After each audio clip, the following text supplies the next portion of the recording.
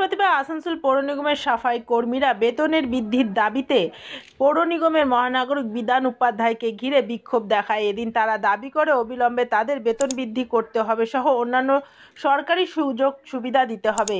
এদিন মেয়র আশ্বাস দেন তাদের সমস্যা আগামী 28 তারিখের মধ্যে ঠিক করা হবে। Green Asansol, clean Asansol.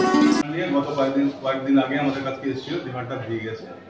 দিয়ে যাওয়ার পর আমাদের কথাবার্তাও চলছে, আমরা আলোচনা চলছি। ওদেরকে নেক্সট 28 তারিখে ডেট দেওয়া হয়েছে, ওদেরকে ডাকা হবে, তারপর যা ফয়সলা করা হবে।